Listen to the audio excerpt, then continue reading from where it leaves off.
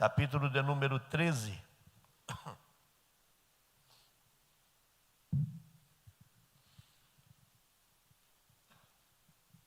Verso de número 14 em diante.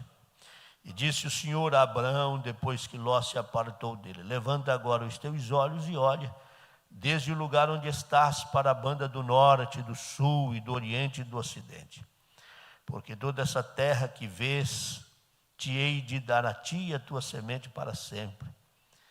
Então você ouvindo isso aqui, você já lembra do que está acontecendo lá, né? E já entende a razão pelo qual o mundo inteiro quer tomar o que não é deles. E por que Israel tem que se defender. Na verdade, eu comungo com a ideia de alguns estudiosos. Israel não ataca, Israel se defende. E por muitas vezes a defesa é o ataque. Mas fica quietinho lá, pode ver que nunca perturba ninguém.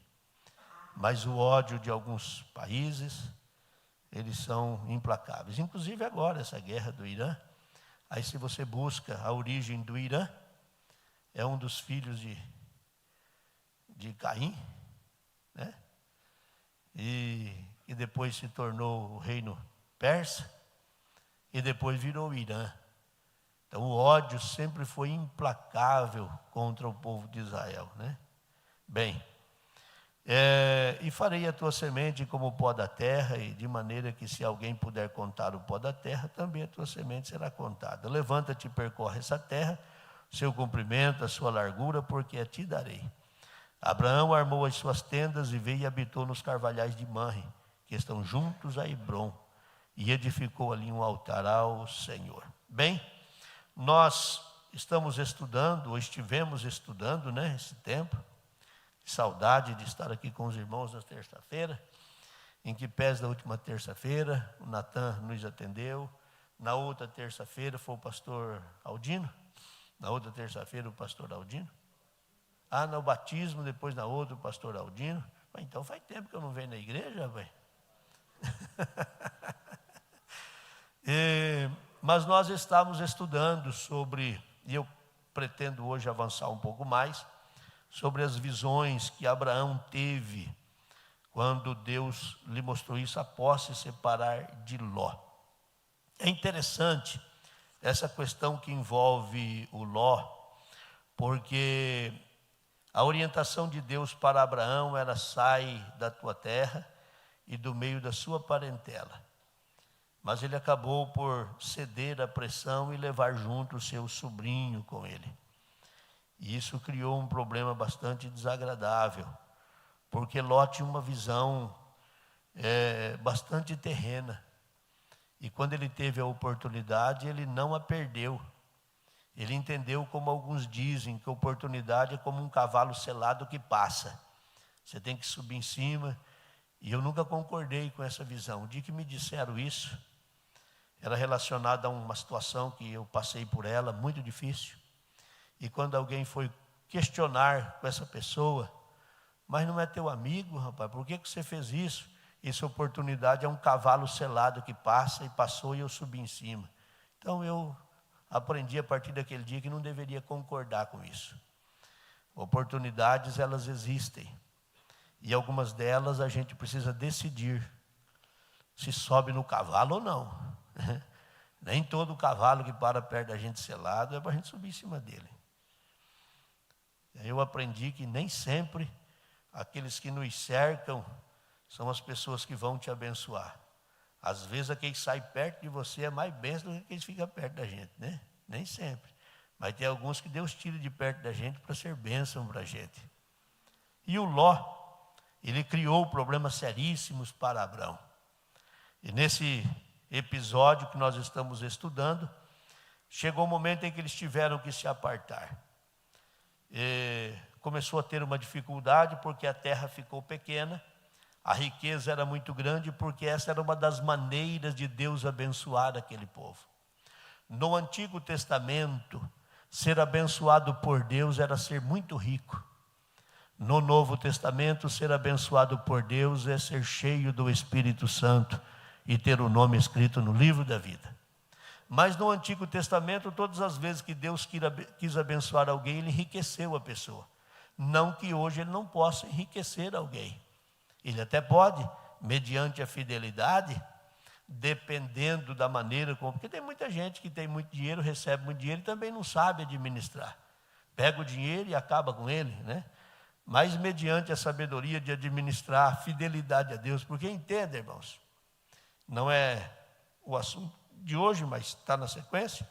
Não se iluda achando que só o trabalho, o esforço da sua mão, como alguns até pensam, né? Não, mas eu trabalho com as minhas mãos, isso aqui sou eu que faço. Mas chega uma hora que as forças podem não ser as mesmas. E pode que de repente ter uma dificuldade.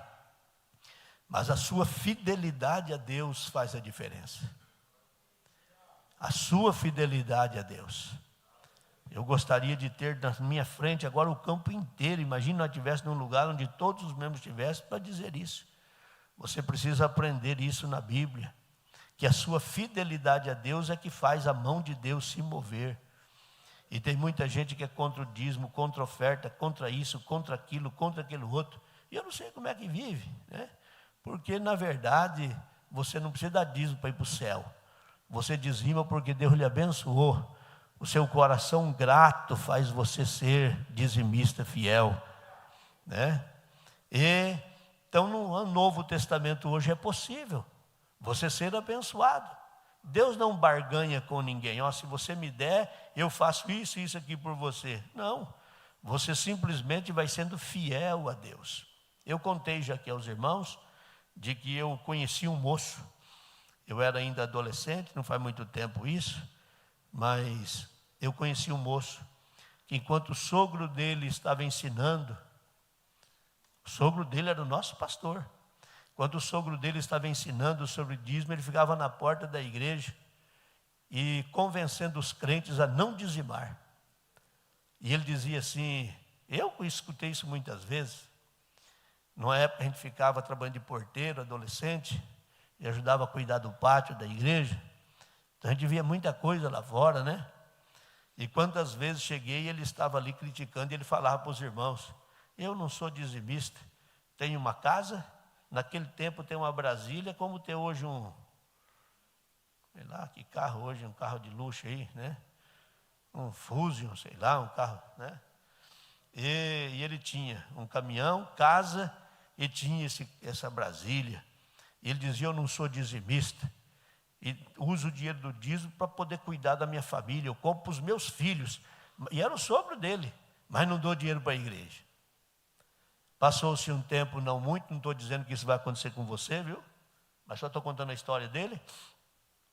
A esposa, ele tinha um funcionário que comprou outro caminhão, a esposa se engraçou com o motorista do caminhão e separou dele. Aí ele em troca também já ficou com a mulher do cara também. E aí o filho enveredou pelo caminho do vício, um caminhão bateu, não tinha seguro, aí teve que vender o carro e aí por fim a casa. Eu sei que um dia eu estava vindo de Londrina e quando eu entrei no ônibus, assim que eu olhei, o motorista, quando abriu a porta que eu entrei, ele olhou para mim e disse, você não é o Vicente? Sou. Oh, rapaz, eu sou o qual é o nome dele aqui? Eu sou o fulano de tal. Sou o fulano de tal. Ué, mas o que você está fazendo aqui, rapaz? Rapaz do céu, você não queira saber. Aí ficamos conversando um tempo ali e ele contou a triste história. Perdeu tudo o que tinha, a saúde, a família. E agora para sobreviver, não que desmerece ser motorista de ônibus, mas ele estava naquela situação. Por que eu estou te falando isso? Porque esta foi a palavra que ele disse. Você se lembra quando eu falava isso? Se lembra?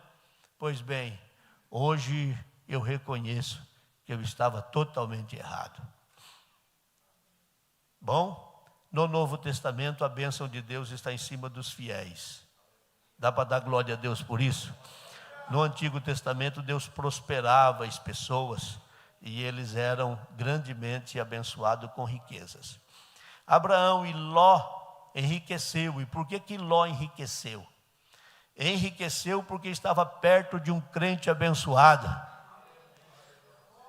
pastor, mas eu não frequento os cultos direito, eu não dou meu dízimo, eu não dou oferta, eu não canto no coral, eu não toco, eu sou um crente assim e sou abençoado, porque a tua mãe é abençoada, porque o teu pai é abençoado, porque os teus filhos são abençoados. Tem muitos pais que são abençoados porque os filhos são tementes a Deus. Tem muitos filhos que são abençoados por causa do pai e da mãe que são abençoados. Por causa destes que são abençoados, Deus abençoa aqueles que estão próximos. Aleluia. Mas aí tiveram que separar porque não tinha comida para o gado, é o que diz o texto. E nessa separação, Ló escolhe as campinas, porém o Abrão fica com a terra que não era muito produtiva. Mas está escrito em Gênesis 18, 17. A intimidade de Abraão com Deus passava por esse crivo. E disse o Senhor: ocultarei eu a Abraão o que faço? Você já pensou o que é isso, irmão? Ter a oportunidade de ouvir a boca de Deus fazendo essa citação. Como é que eu posso esconder alguma coisa de um homem desse? Como é que eu posso esconder alguma coisa deste meu servo, deste meu filho? Não posso esconder nada dele, é por causa da intimidade. E a amizade de Deus com Abraão, ou de Abraão com Deus, passava pela progressividade, passava pela proximidade e passava pela profundidade. Abraão tinha uma intimidade com Deus, e Deus falou com ele em Gênesis 17:1. 17:1, Deus falou com ele: sendo pois Abraão da idade de 99 anos, apareceu o Senhor a Abraão e disse-lhe: eu sou o Deus Todo-Poderoso, anda em minha presença e ser perfeito. Oh, aleluia. Aleluia, aleluia, oh bendito é o Senhor. Deus mostra para ele, perceba que a palavra que tem aí é anda, anda. Deus não disse, entra na minha presença e pronto, você está predestinado a ser abençoado. Deus disse, anda na minha presença, ou seja, levanta com a minha presença. Vai deitar com a minha presença, vai trabalhar com a minha presença, compra e venda, mas com a minha presença, toma decisões com a minha presença, anoitece e amanhece, mas com a minha presença. Deus estava dizendo, anda comigo, anda comigo. Uramacai, teramandarabagai. O grande detalhe é que muitos de nós, e olha, se até a gente não comete isso, é que por vezes parece que a gente se esquece de que Ele deseja participar das nossas atitudes, das nossas ações, do nosso dia a dia. E a palavra dele é essa, anda, anda, anda. E Ele também não mandou a gente ficar parado, irmão. Ele mandou a gente andar. O negócio de Deus é locomoção. Ele está dizendo, anda, anda. E aí ele vem e dá qual é o segundo passo: seja próximo, anda na minha presença. Aleluia. Se a gente entendesse isso, sofria menos. E aí ele mostra qual é a profundidade desse relacionamento e de ser perfeito, tão íntimo de Deus, tão íntimo de Deus, que Deus lhe dá visões. E é o que eu venho falando aos irmãos todos esses dias. E a primeira visão que Deus deu para ele está em Hebreus, capítulo de número 11, a partir do verso de número 8.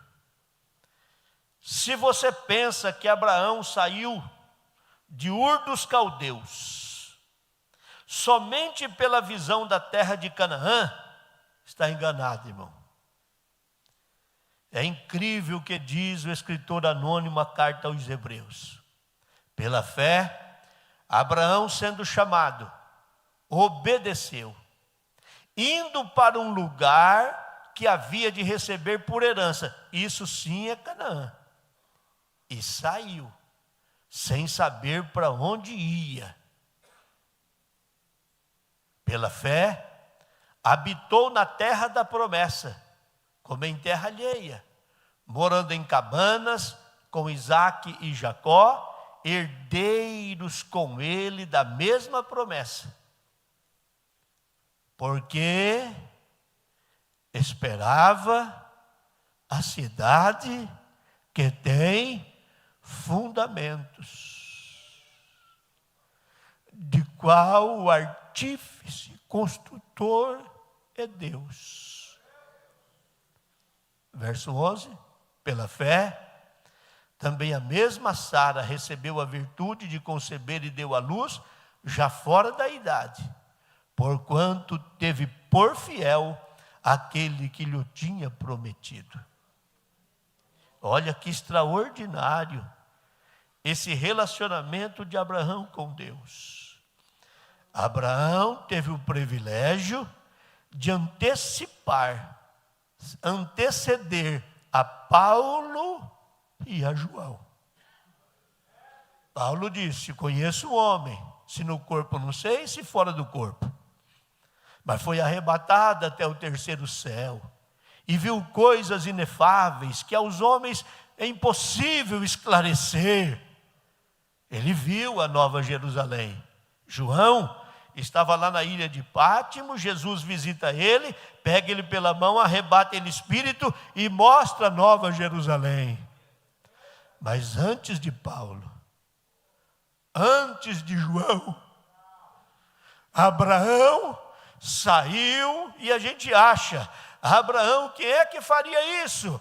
Pega toda a sua traia, todos os seus animais, a sua riqueza, isso aí para onde vai? Não sei, estou indo para uma terra que eu não sei. Isso é verdade, mas o que motivou Abraão não foi Canaã.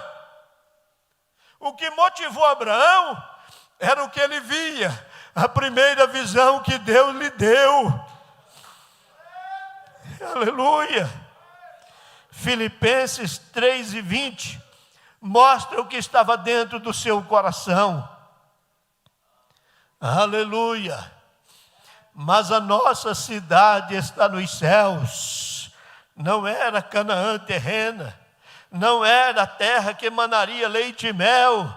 Abraão saiu, oh, bendito é o nome do Senhor. Abraão saiu tendo visão da cidade celestial. Ele vivia na terra, mas os seus olhos era a Jerusalém celestial.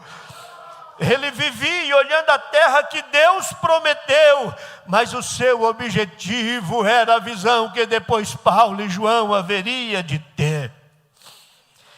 Dentro da tenda onde ele estava, quando Deus lhe visita,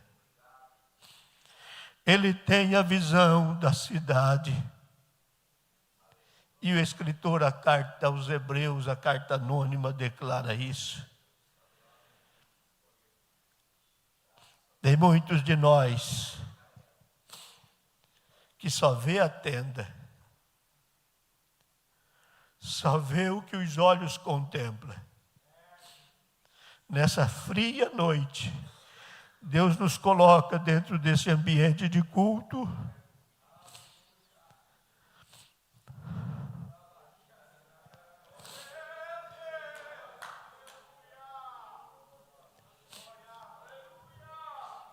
Para dizer que isso é muito falho, é muito pequeno, é muito pobre uma boa casa, um bom carro, muito dinheiro no banco, estrutura, necessário para se manter aqui, mas isso não é nada. Como crente, caminha pisando na terra que Ele te deu. Alguns é uma empresa, outros é uma boa profissão, outros é uma boa casa para morar, uma boa estrutura. Sim, continue caminhando na terra, mas com a cabeça levantada, olhando para Jerusalém celestial. Jesus está voltando. Urabacai, terabaxarabagai. É viver na terra com os olhos no céu. A segunda visão que Deus lhe dá dentro da sua tenda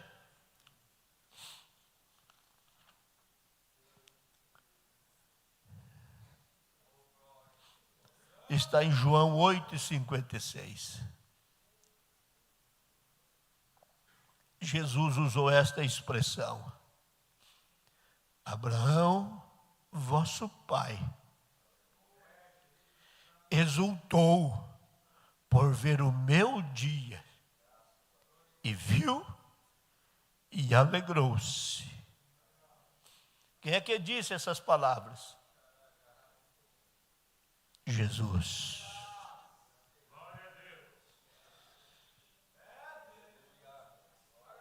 Era tão íntimo de Deus, Abraão, que Deus resolveu lhe mostrar o projeto da redenção.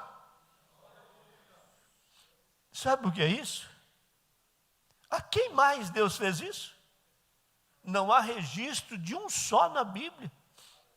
Mas a Abraão, Deus abriu o projeto da redenção e mostrou para ele. Certamente o patriarca, naquele momento, com a sua mente humana, finita como a nossa, deve ter indagado, porque Deus está prometendo que através de um filho seu, vai salvar o homem. E a mente de Abraão, como é que fica? Como é que Deus vai dar um filho para salvar a humanidade? Aí Deus lhe dá um filho. Quando o menino é adolescente, o filho é da velhice. Tanto o pai como a mãe são idosos. Impossível de gerar filhos. Deus dá. E depois que Deus dá, vem Deus em Gênesis 22 e diz: Abraão, dá-me o teu filho. Vai à terra de Moriá, oferece ali em holocausto o teu filho. E ele vai. É conhecida a história, porque quando ele vai para imolar o menino, Deus brada, e o que aparece entre os arbustos? Um carneiro, com os chifres todos entrelaçados entre os arbustos. Cordeiro é o macho da ovelha novo, até 1 ano. O carneiro, já o adulto. Se a Bíblia dissesse que tinha um cordeiro para ser oferecido, talvez a gente com dificuldade entenderia isso. Mas a Bíblia é tão perfeita na sua colocação, que o que aparece é um carneiro, e não um cordeiro. Porque quando João vai apresentar Jesus lá no Jordão, ele diz: eis aí, não um dos cordeiros, mas o Cordeiro, o único. Então não podia ser aquele, era o Cordeiro de Deus, que tira todo o pecado do mundo. A igreja, nós jamais podemos perder a visão do Calvário. O Calvário é o grande divisor de águas. Lá no Calvário, Jesus abriu os seus braços, como se a gente estivesse indo numa autopista, e de repente um policial, mostrando o perigo de uma ponte que caiu, de um acidente que aconteceu, também estivesse lá com os braços estendidos, dizendo: pare, tem perigo depois, tem morte depois, tem sofrimento depois. Ele com os seus braços abertos no Calvário está dizendo: até aqui, se você quiser, você pode parar e não prosseguir, mas olhar para cima e herdar a salvação. Tem perigo depois, mas os braços abertos dele garantia que poderia vir uma esperança para todos nós. A igreja pode se perder se ela não tiver dentro dela lugar para o Calvário e lugar para o Pentecoste. Aleluia. 2025, já na metade do ano, caminhando para o 26, a tecnologia aumentando, a ciência. Olha, hoje em dia agora, a produção hoje dos reborns, não é apenas bebês, mas até de adultos. Imagine os senhores, o que a gente vai ver nesses próximos 6 meses, se Jesus não voltar no próximo ano. Imagine o que a gente vai ver, o que vem pela frente de tecnologia. Mas tudo isso pode ter a sua importância. Mas aqui dentro a igreja não pode perder a visão do Calvário e nem perder a noção do que foi o Pentecoste para ela.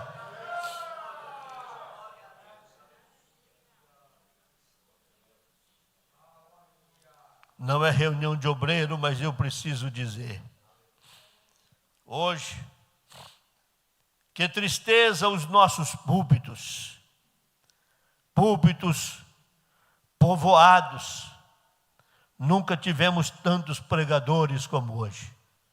Eu vou estar numa escola bíblica agora, sexta e sábado, numa cidade aqui próximo, e é exatamente sobre isso que a gente vai falar. E hoje escrevendo, concluindo que esse estudo, mais uma vez me veio ao coração isso.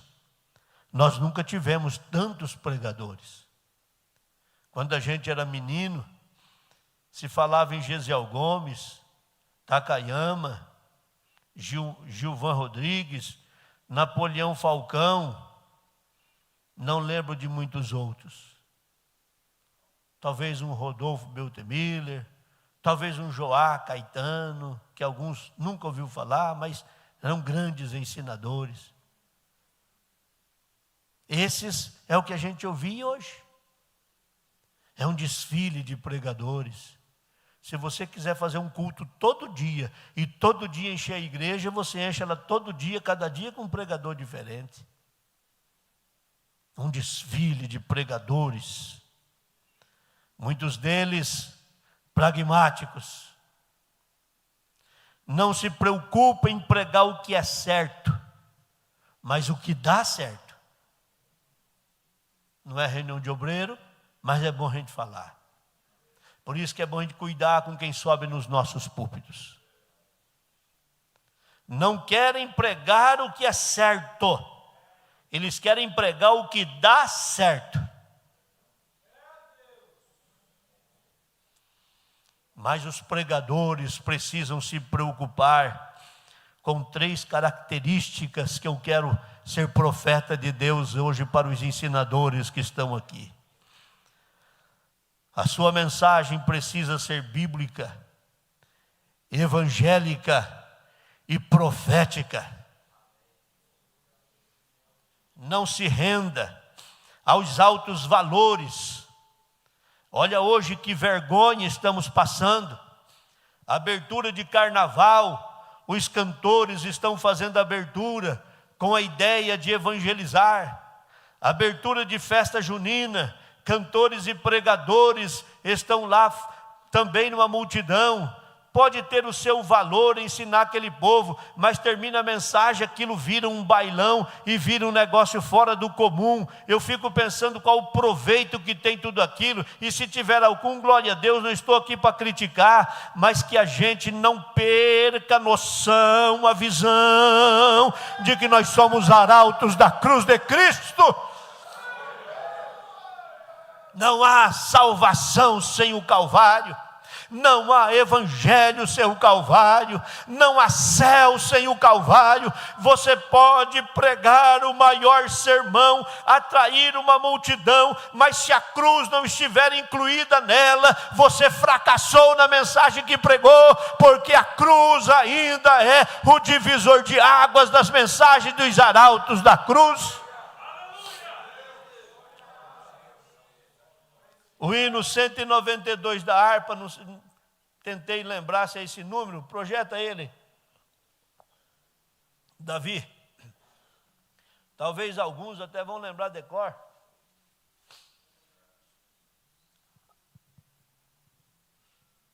Outra estrofe. Na outra. Outra. Outra. Outra. Outra. A outra. Mais uma. És um grande pecador, eis aqui teu Salvador. Tema do bom pregador, o Calvário. Aleluia. Eu estou tendo a oportunidade de evangelizar uma profissional liberal. Deus colocou dentro da minha casa uma fisioterapeuta que não conhece nada de igreja, irmão. As perguntas que ela faz, a gente assusta de saber que igual ela deve ter milhares que não sabe o que é uma igreja, a função de uma igreja, não sabe nada. Mas ela é fisioterapeuta do Rosalvo, o Rosalvo está ouvindo aqui.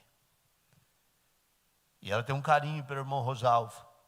E ela está me ajudando agora na recuperação.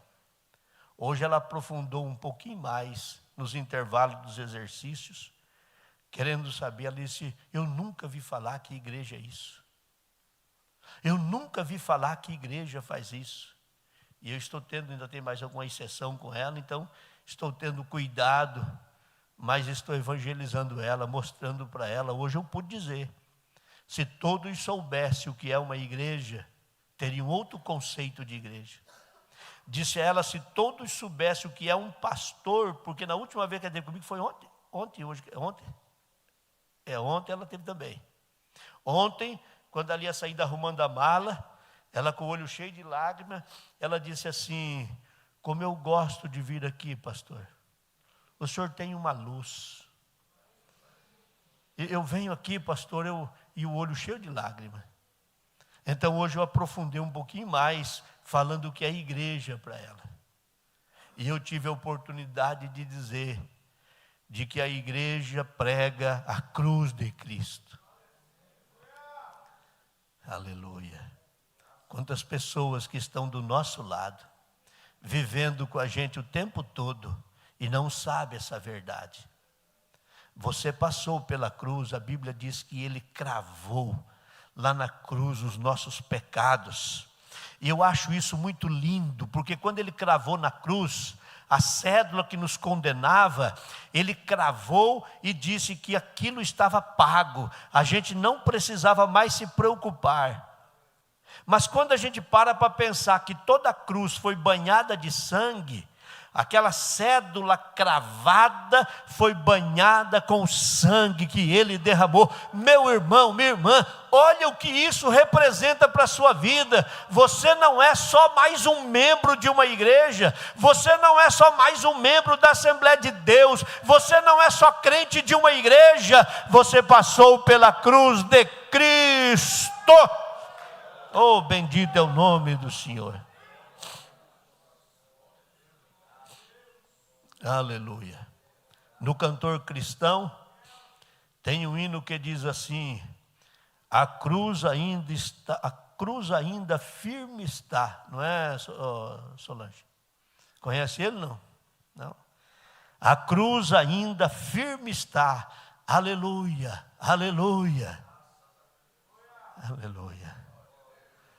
A cruz está vazia, mas a cruz foi o nosso divisor de águas.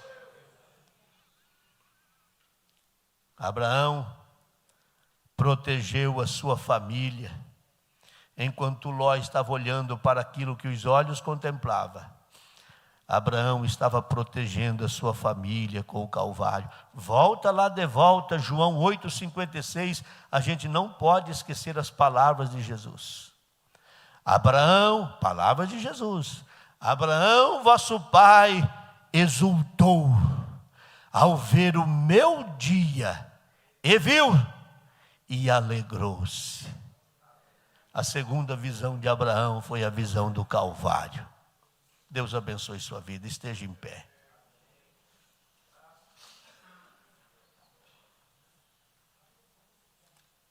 Foi na cruz, onde um dia eu vi meu pecado castigado em Jesus. Foi ali pela fé que os olhos abri, e agora me alegra em sua luz. Põe o primeiro estrofe, filho, para a igreja toda cantar. Aleluia. Oh, quão cego andei e perdido vaguei, longe, longe do meu Salvador. Mas do céu ele desceu e seu sangue verteu para salvar. Isso é você. Isso é você. Aleluia. Essa é a sua história. Foi na cruz, onde um dia eu vi meu pecado castigado em Jesus. Foi ali pela fé que os olhos abri, e agora me alegra em sua luz.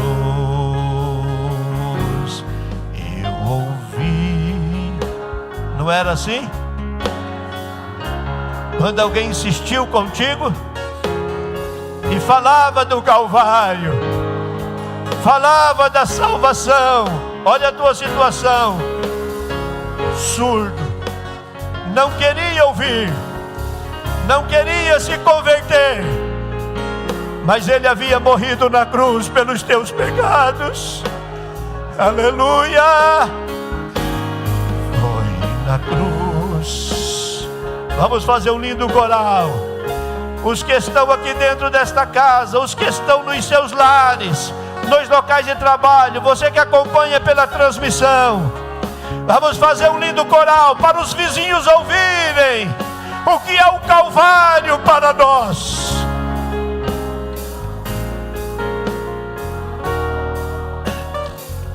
Em sua luz. Olha agora. Mas um dia senti Orabacandarabagá, e você se lembra como foi? Você se lembra como foi? Ele te alcançou, talvez num culto, numa mensagem, num louvor, na rua, num ambiente de enfermidade, de desespero, de angústia, mas Ele te achou. Foi na cruz.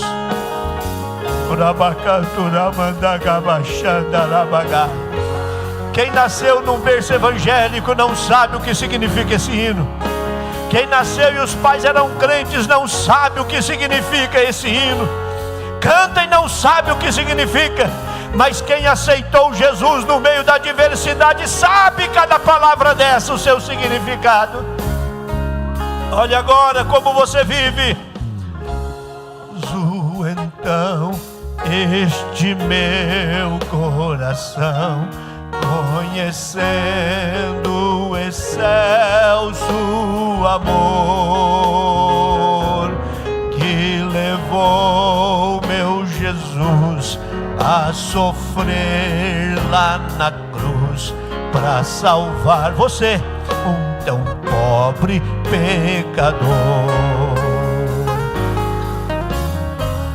Se Jesus não tivesse te encontrado, onde você estaria hoje? Se Jesus não tivesse entrado na tua família, aonde a tua família estaria hoje? Teus filhos, o que seria? Você, o que seria?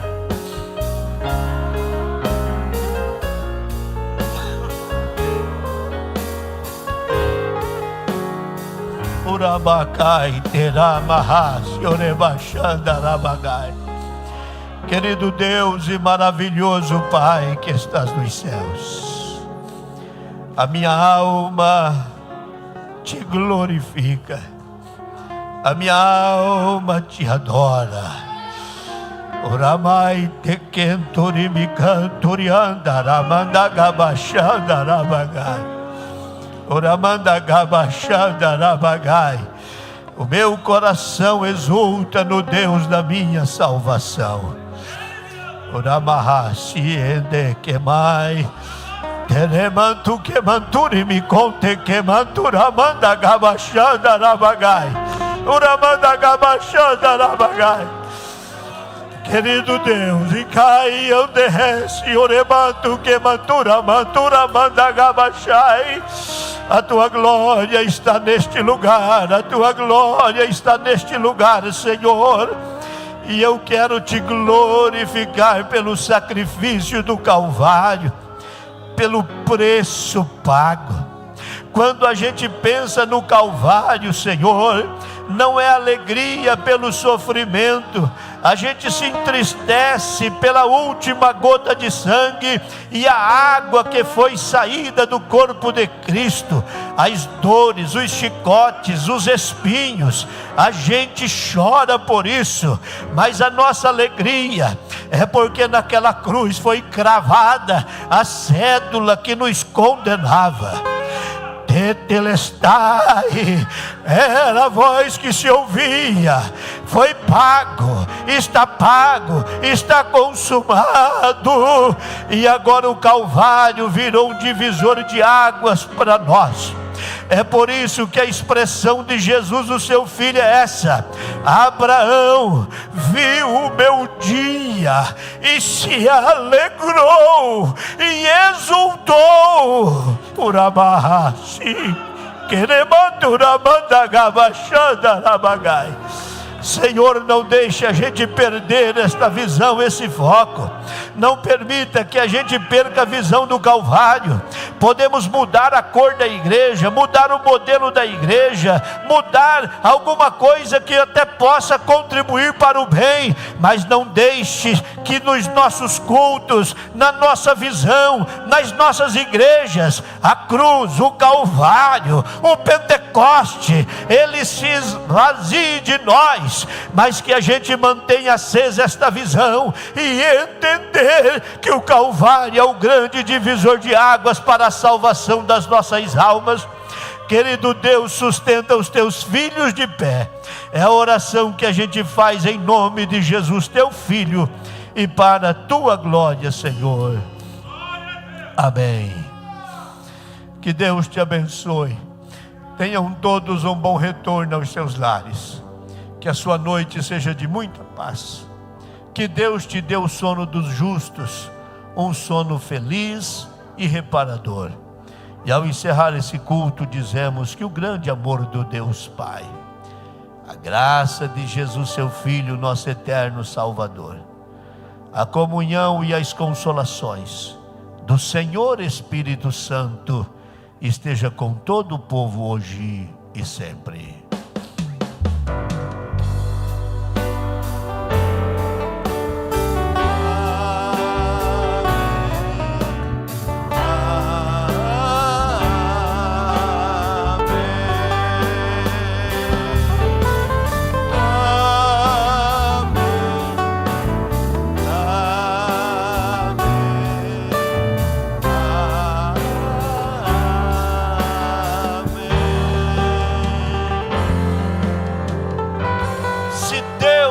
Por nós, ninguém. Deus os abençoe em nome de Jesus. Vão em paz.